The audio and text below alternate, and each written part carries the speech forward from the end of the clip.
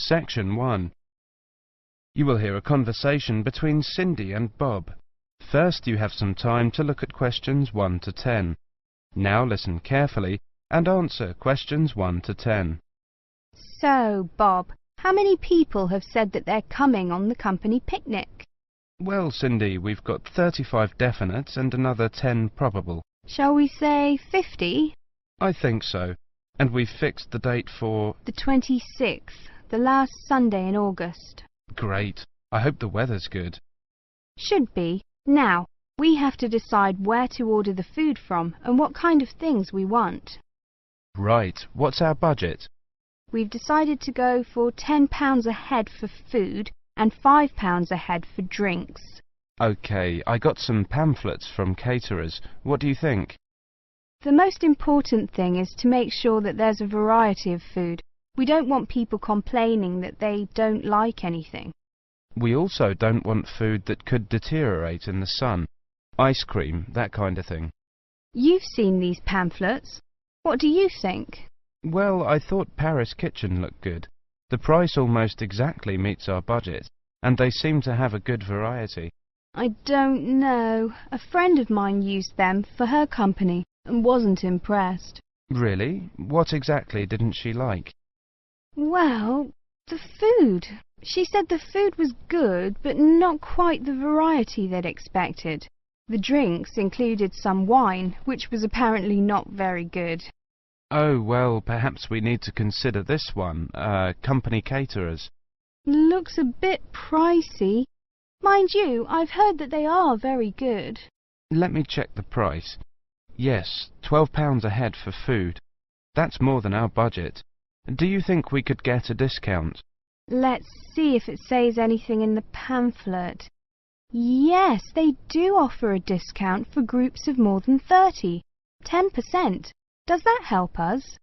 10% off £12. It's still more than we budgeted for. Hey, look at this one. Celebrations. It's a new company. I asked a few people about them, but no one has any ideas. Well, let's see. £9 a head for food and £5 a head for drinks. That's fine. What kind of food do they have? It says here that they just provide cold meals for picnics. Well, that's okay. And they include vegetarian dishes. We do have some vegetarians to take into consideration. Well, it looks good to me. The only problem is their lack of experience. I mean, it's a bit of a risk, isn't it? Yes, if the food's no good, we'll look incompetent. Ah, look here. It says that we can visit their premises and try some of the dishes they offer. You mean we might get a free lunch? Shall we call them and arrange to go and see them? OK, which day? How about tomorrow? No, we've got that meeting. The day after tomorrow, Thursday. Good. Time? 11? Good. Right. What's their phone number? 28653479. We also need to ask them whether they can deliver straight to the picnic site, don't we? Yes. I don't think that'll be a problem, though. I mean, it's on the outskirts of the city, but it's not too far away. Does the price include delivery? It doesn't say, but the other companies include it, so they should. If they don't, our budget still allows us to pay a small fee. That is the end of section 1. You now have half a minute to check your answers.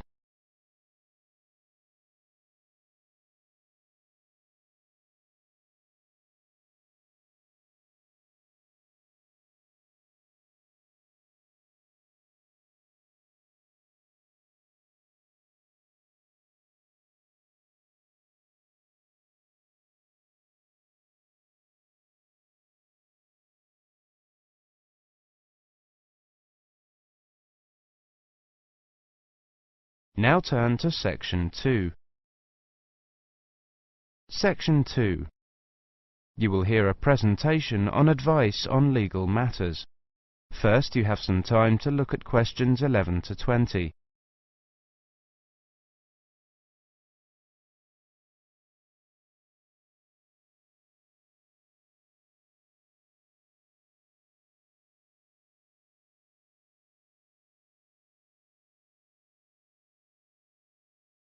Now listen carefully and answer questions 11 to 20.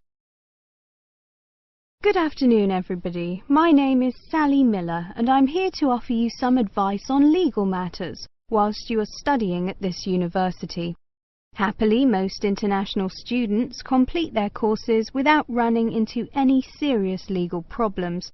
But if you do find yourself involved in a legal dispute of any kind, ask for help. There are two options. First, contact the students' union or welfare officer. Even if they cannot help you directly, they should be able to advise you where to go for help. The second possibility is to contact the Citizens Advice Bureau in your area. You can find them in the local telephone directory. They will be able to recommend a solicitor if you need one, and tell you if there is a local law centre providing free legal advice. They will also be able to tell you whether you can claim legal aid to help pay for any court and legal fees. Let me give you some basic information about the police. The police have the power to stop and search anyone who appears to be behaving in a suspicious manner. If you are arrested for any reason, even if you know it to be a wrong reason, remember a few very important things. 1. Don't be aggressive. 2. Do not try to bribe the police officer. 3. If you are arrested by plainclothes police officers, ask to see some form of identification. 4. Give your true name and address if the officer asks you to. Lying to the police is a criminal offence. 5. Do not sign any statement until you have received advice from a solicitor. There is always a solicitor on duty at every police station. 6. You will be entitled to make one telephone call. If you use this call to telephone a friend, urge your friend to contact someone from your university or from the students' union and get advice about what you should do next. If you find yourself in trouble with the police, it is very important to get professional advice. Contact any of the following: your university welfare officer, the students' union at your university, your local Citizens Advice Bureau, a local law centre. If you are found guilty of an offence, it could seriously damage your position as an international student, so be sure to ask for help as early in the process as possible. Remember, obey the local laws. The laws here may not be quite the same as in your own country. Here are a few examples of actions that are illegal here. It is against the law to possess offensive weapons. For example, knives, guns, chemical sprays used for personal defense. Even women are not allowed to carry sprays or other deterrents to protect themselves against possible assault, except for rape alarms. Possess or supply hard or soft drugs. Disturb the peace. This is called disorderly conduct. This means that you can be arrested for being too noisy or rowdy. A few words about drinking. In this country, it is perfectly acceptable for adults to drink alcohol in moderate amounts. For many people, drinking is an established part of their social life. Going out for a drink is how they relax or spend time with friends. If you go to a party or visit people at home in the evening, your host will probably offer you a drink. Often, a lot of university social life can revolve around drinking, especially for undergraduates. Do not be surprised if people arrange to meet in a bar, or if events are held in a pub. But you are not obliged to drink alcohol if you do not want to, even if you are in a pub or at a party where everyone else is drinking. You can always ask for a non-alcoholic drink instead. And if you feel uncomfortable going to places that serve alcohol, explain this to your friends.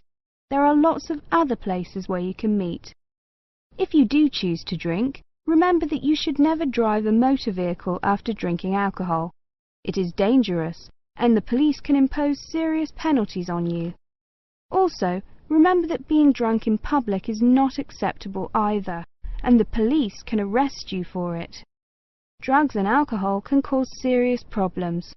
Let me repeat that in this country it is illegal to use drugs, except under medical supervision. But if you do use illegal drugs and you develop a problem, there are organisations you can contact. Contact your students' union or your student counsellor. Anyone over 18 years old can legally buy and consume alcoholic drinks in this country. But if you think you might be drinking too much, get help and advice from your student counsellor or your doctor. Again, there are special organisations that can help you with drug and alcohol problems. Contact them.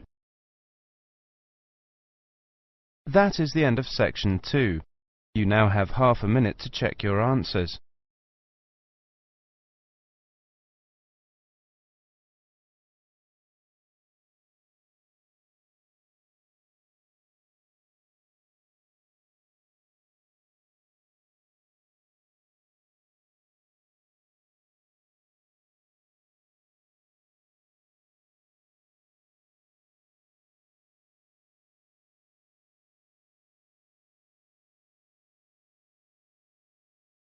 Now turn to section 3.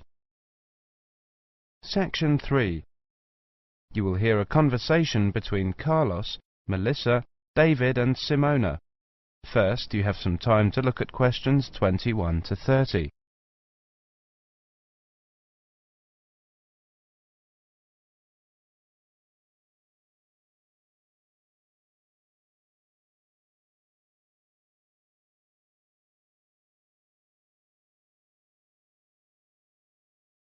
Now listen carefully and answer questions 21 to 30. Okay, everyone. Let's look at what presentation tips we come up with for our next seminar, Melissa. Okay, here's my first tip. Show up early. Some experienced presenters say that something good is bound to happen. I'm not sure about that, but... Well, you may have a chance to head off some technical problem. Also, at the beginning, before you actually begin your presentation, people filter in slowly. It's a great time to introduce yourself. Can't argue with that. Simona has some ideas about opening. Have a strong opening. I picked up a few ideas for structuring your opening. First, never apologise. If you're worried the presentation won't go well, keep it to yourself and give it your best shot. Besides, people are usually too preoccupied with their own problems to notice yours. I like that. Open by addressing the following 3 questions. What's the problem? Who cares? What's your solution? Excellent suggestion. David, you've gone quiet. Well, my next suggestion is PGP. That means that with every subtopic, you should move from the particular to the general and back to the particular. Even though the purpose of a subtopic is to convey the general information, bracing it with particulars is a good way to draw attention and promote retention. I've got another one. This might not be a tip so much as a law. Give everyone at least one piece of paper. A piece of paper is a record from your presentation. People can use that to help recall the details of the presentation, or better yet, to tell others about it. The next tip I have is know your audience. This is, of course, a general piece of advice for public speaking. See if you can find out what styles of information a presentation they are most familiar and comfortable with. Adapting your presentation to those styles will leave fewer barriers to the direct communication of your material. I like that idea. We mentioned possible technical problems before. My next point is that maybe speakers should rethink the overhead projector. Is one really necessary?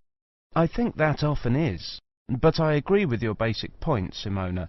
Don't use one just because it's there. Maybe a good tip is to consider carefully what you're putting on your slides. Yes, David. That's a very good point to make. Slide content is, well, you don't want too much, too little. Carlos? Good point, both of you. Another point I have is to respect the audience. Don't condescend by dumbing down your lecture. Show them respect by saying what you believe and what you know to be the whole story.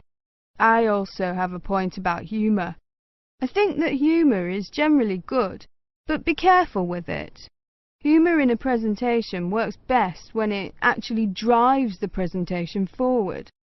If you find you're using canned jokes that don't depend on the context of the presentation, eliminate them. David? Maybe, Melissa, but always be very careful about jokes that put down a class of people. If you're going to alienate your audience, do it on the merits of your content. Also, avoid masculine or even feminine pronouns as universals. It can be a nuisance to half the audience. As universals, use the plural they. The Oxford English Dictionary has allowed they as a gender-neutral singular pronoun for years. Thanks, Simona. Thinking towards the end. Take care with the questions. Many people judge the quality of your talk not by the 20 minutes of presentation, but on the 30 seconds you spend answering the question. Be sure to allow long pauses for questions. 10 seconds may seem like a long pause when you're at the front of the room, but it flows naturally from the audience's point of view. Let people know you believe your material. Speak with conviction. Believing your subject matter is one of the best ways to speak more effectively. Finish early, and something good is almost bound to happen. If nothing else happens, people will be able to leave early, and suddenly they'll have an extra couple of minutes to do things they didn't think they'd get to. People will really like you if you do that. I think we have missed the key point. Practice. Practice over and over and over. If you can, record your presentation. Play it back and watch yourself. You'll discover 1,000 horrible things you never knew about yourself. Now watch it again without the sound. Why are your hands flying around like that? Now listen to it with the picture. Get rid of those ums. Now watch it at twice the normal speed. This emphasizes low-frequency cycles in your gestures. David, those were excellent points. I have one more, something quite simple, but often overlooked. I read that the two most dehydrating things you can do in a modern civilization are live presentations and air travel. I don't know if it's really true, but the message is that the way to stay sharp is to drink lots of water. Take care of your body, especially your voice. If possible, avoid alcohol too. So, we've got to organise these points now. That is the end of section 3. You now have half a minute to check your answers.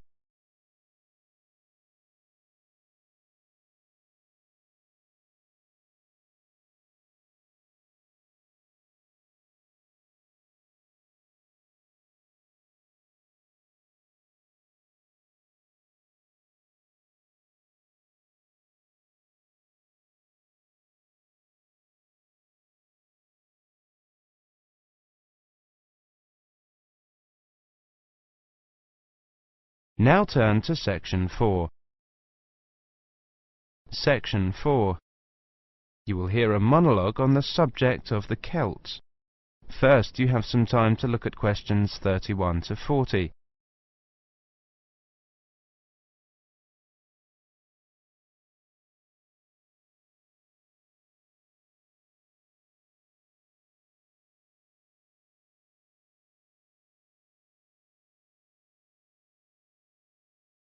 Now listen carefully and answer questions 31 to 40. Welcome to this introductory lecture on the Celts. Who were the Celts?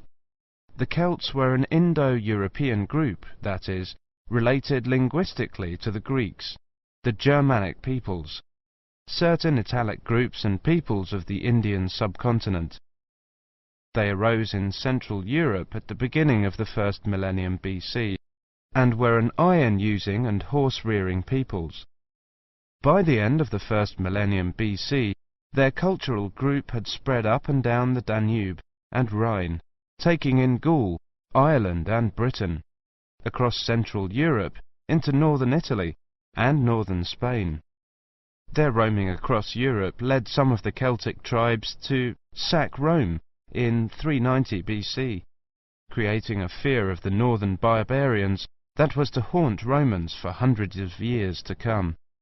The Celts are defined archaeologically by the type sites of Hallstatt and Latene, the former being taken to relate to an earlier phase of cultural development. Hallstatt, an ancient salt mining area, was excavated from 1876 onwards by the Viennese Academy of Sciences, and provided the first classification of the prehistoric Celts. In 1858, the waters of Lake Neuchâtel in Switzerland sunk to a low level, revealing a large prehistoric settlement with a huge number of surviving artifacts.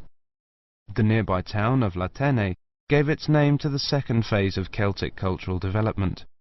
However, please note that these phases overlap through time and are defined according to geographical area. Let's look at each of these, taking the Hallstatt first.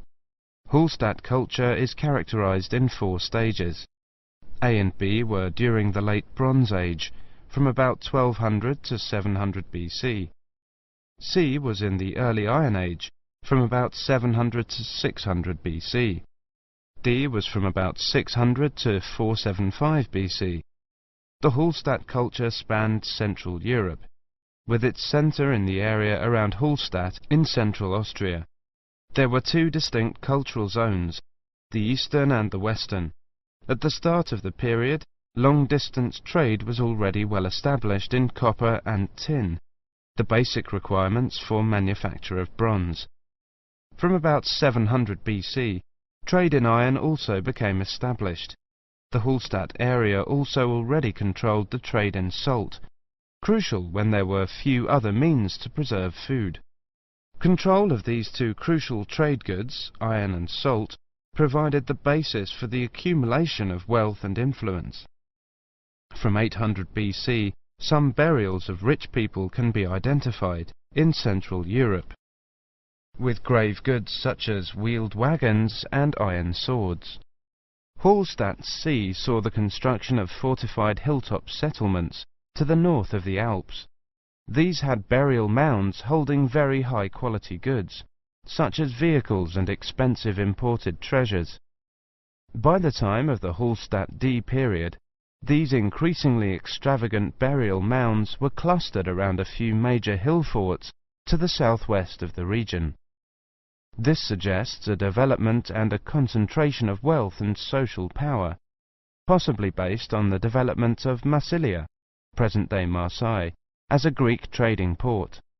The expansion of luxury trade brought greater opportunities for profit and helped to create an increasingly stratified society, with the development of a wealthy nobility.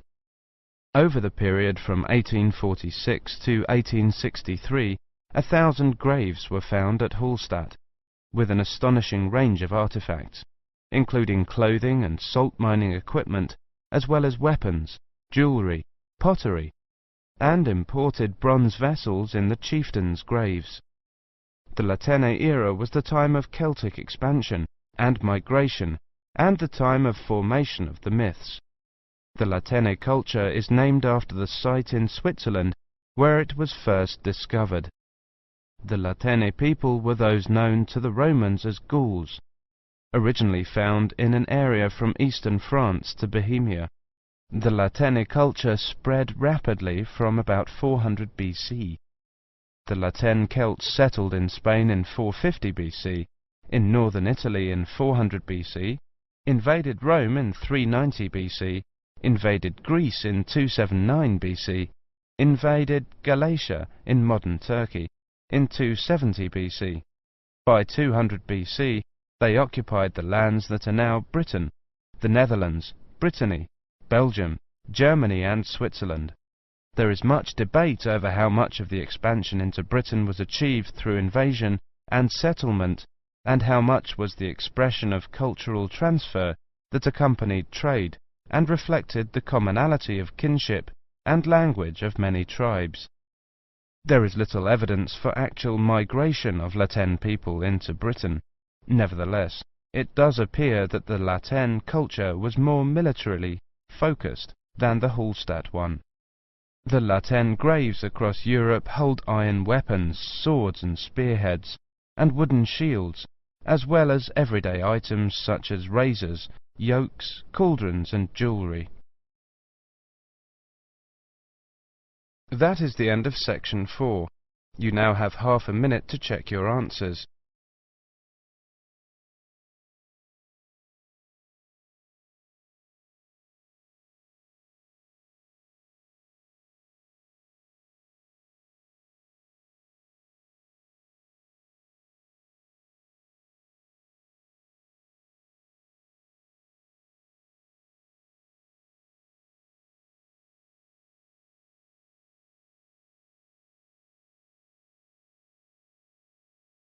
That is the end of the listening test.